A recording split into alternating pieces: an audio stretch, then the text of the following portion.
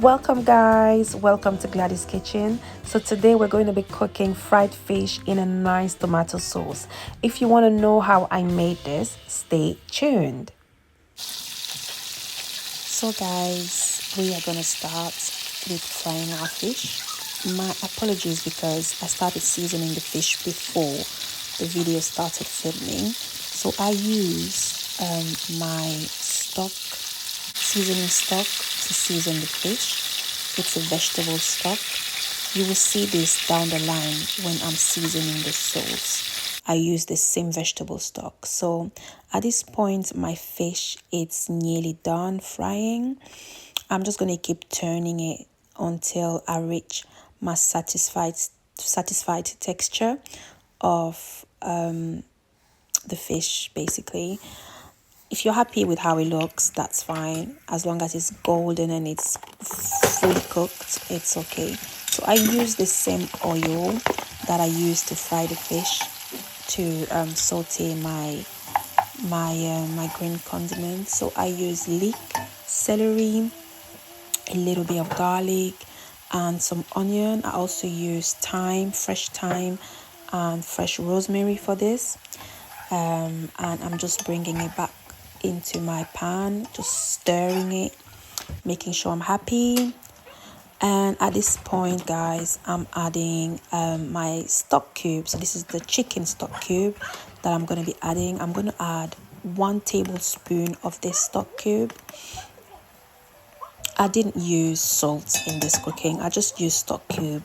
You could have salt if you want. Basically it's to your taste really.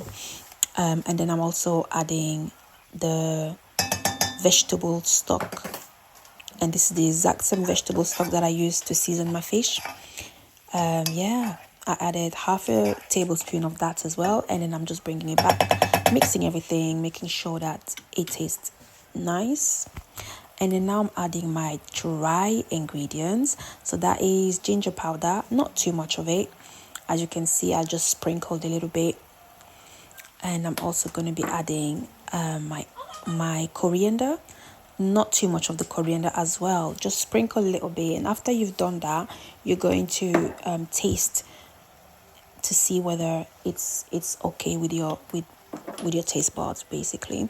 And I also added all-purpose seasoning, and right now I'm adding my dry herbs. So that's mixed herbs, dry mixed herb, and I'm just stirring it all back together. And I let it cook for about 10 minutes. And then I came back and this is the result. It's frying very well. I also added green pepper and red pepper to this one. That was before. And now I'm adding a mixture that I mixed before. And this the same things that are in the pot, just that it was frozen. It's leek, celery, thyme, garlic, and tomatoes. I just did that because I wanted the sauce to be a little bit thicker, so I'm going to use that in there. And I'm also using tomatoes, and that is 3 medium-sized tomatoes that I added in my pan. And I'm just going to be mixing it all together, and I'm going to let it cook. I'm going to let it cook for another 10 minutes, just the time for my mixture to melt. And then I came back after the 10 minutes and my sauce is looking good, guys. At this point, it was smelling delicious. Like all the noise that my kids were making behind the back, like I was not even bothered anymore. At this point, I'm like, yes, food is ready soon. I'm gonna eat. I was so hungry and so tired. It was nighttime and I'm trying to film my first video, and it was just like these kids were saying, no, mommy, you're not doing this right now. You're taking care of us. So yeah. At this point, I opened my pot, and as you can see, the sauce is ready, guys. I'm adding my fish now. The water is coming up, everything is boiling, bubbling up very nicely, and a little bit of oil is also coming back to the surface. So yes, it's cooking very well. I'm adding my fish as everything is added.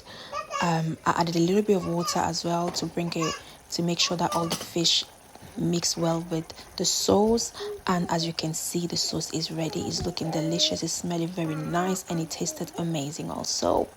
Et voila, the final product. I serve this with white rice and fried plantain. You can eat this with cassava, even boiled potatoes, that would do. Thank you guys, and stay tuned for